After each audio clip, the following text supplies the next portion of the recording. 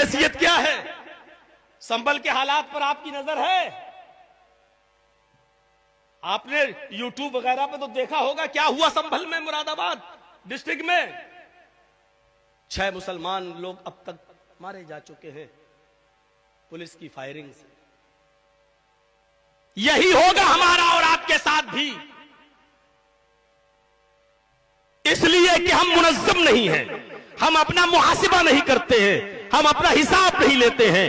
आप हिसाब लीजिए 25 साल कम से कम तब से हिसाब लीजिए जब से जर्जीस आ रहा है बिहार में। 25 साल की जिंदगी का आप हिसाब लीजिए कि जलसों में क्या फर्क पड़ा, जलसों में क्या फर्क पड़ा है और हम बदले हैं, हमारे अंदर कितनी चेंजिंग आई है।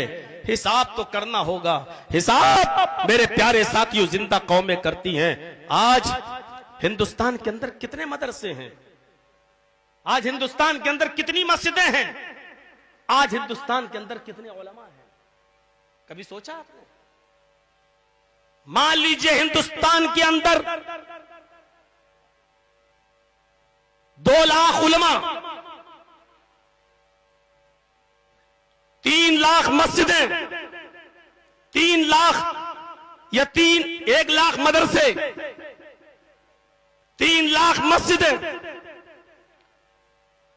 कम से कम एक तखमीना मैंने आपके सामने रख दिया है। 2 लाख उलमा, 1 लाख मदरसे, 3 लाख मस्जिदें, एक तखमीना, एक अंदाजा, इससे ज्यादा ही है, ये मैंने कम से कम बताया है। और इसके बाद हमारी मस्जिदों में नमाजी कितने? सिर्फ 2%। जुमे में देख लो तो 5%। ये 95% मुसलमान कहां है? ईद और बकरा ईद में 10%। ये 90% मुसलमान कहां है? हिसाब तो करना पड़ेगा अपने समाज का, हिसाब तो करना पड़ेगा अपने आप का, हिसाब तो लेना पड़ेगा आपको। हिसाब तो हजरत उमर को भी देना पड़ा था। जब मिंबर पर खड़े हुए उसी दिन नया कुर्ता पहने हुए थे, जैसे ही खुतबा देने के लिए खड़े हुए एक नौजवान खड़ा हो गया और खड़ा होकर कहने लगा, उमर खुतबा नहीं देने दूंगा, पहले इस बात का जवाब दो, ये नई कमीज, ये नया कुर्ता तुम्हारे पास कहां से आया? हजरत उमर ने कहा कि इसका जवाब मैं नहीं दूंगा, मेरा बेटा देगा। बैठ गए। आए मेरे बेटे, कसम है मुझे अपने रब की इज्जत और जलाल की, जब तक इसको सफाई पेश नहीं कर दोगे तब तक मैं खुतबा नहीं दूंगा। उमर फारूक का बेटा उठा और कहता है, आए नौजवान, बैतुल माल में जो चादरें आई थी सबके हिस्से में एक एक चादर आई। मेरे बाप ने एक चादर जो उनको मिली थी उसी की कमीज, उसी का कुर्ता बना लिया और पहनकर आ गए। वो नौजवान कहने लगा, आए उमर के बेटे, एक एक चादर तो सबको मिली थी, मुझे भी मिली थी। मैंने जब टेलर के पास जाकर अपना नाप दिया तो उस चादर में मेरी कमीज तो बनी नहीं, मेरा कुर्ता तो बना नहीं। उमर तो हमसे ज्यादा मोटे ताजे और लंबे चौड़े हैं, फिर इनकी कमीज कैसे बन गई?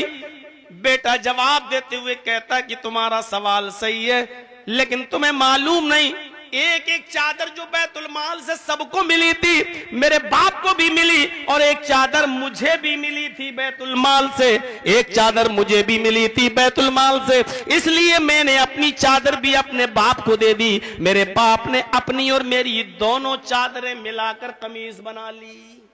बेटा तो अपने बाप को दे सकता है, मैंने अपनी चादर दे दी। हजरत उमर फारूक रज़ियल्लाहु ताला अन्हु से सवाल करने वाला वो नौजवान उठता है और कहने लगता है, अमीरुल मोमिनीन मैं राजी हो गया, अमीरुल मोमिनीन मैं खुश हो गया आपके जवाब से, अब आप खुतबा दीजिए, मैं मुतमईन हूँ। हजरत उमर ने उस मस्जिद के मिंबर पर खड़े होकर ये दुआ की थी कि अल्लाह ऐसे नौजवानों की जिंदगी में बरकत देना, जब तक ऐसे नौजवान रहेंगे हाकिम वक्त कभी भी बेईमानी नहीं कर सकता है, कभी भी अमानत में खयानत नहीं कर सकता है। हिसाब तो देना होगा, हिसाब तो देना होगा, जर्जीस को भी देना होगा, जिम्मेदारों को भी देना होगा। आप अगर मदरसा चलाते हैं तो आपको भी देना होगा। जर्जीस अपने घर का जिम्मेदार है तो जर्जीस को भी हिसाब देना होगा। जर्जीस अगर मगरबी यूपी का अमीर है तो हमें मगरबी यूपी का हिसाब देना होगा।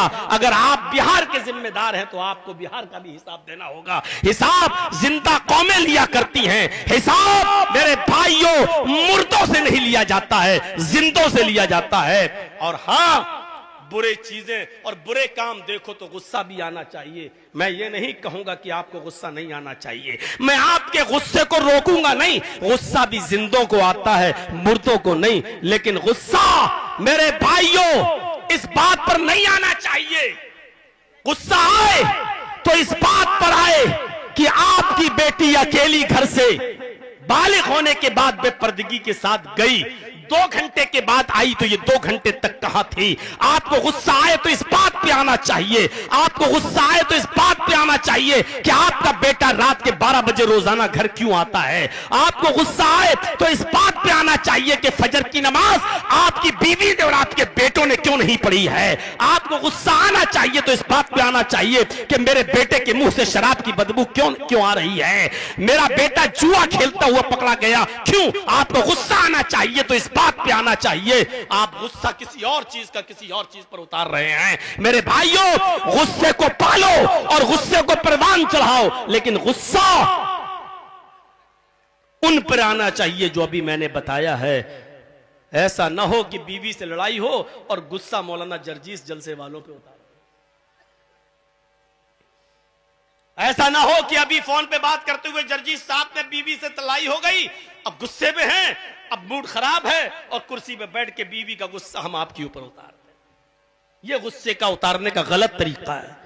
गुस्सा उतारिए लेकिन अपनी बीवी से कहिए कि आए मेरी बीवी, खाना मैं देता हूं, पानी मैं देता हूं, जिम्मेदार मैं हूं, बताओ जरूरत क्या पड़ी तुम्हें घर से अपनी मर्जी मेरी मर्जी के बगैर बाहर निकलने की, तुम क्यों गई हो।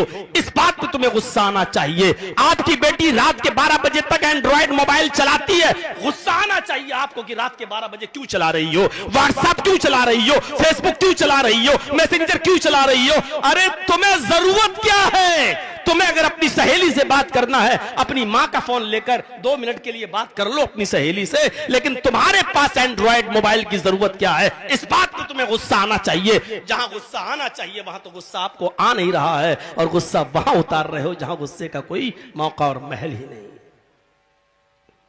हिसाब तो देना।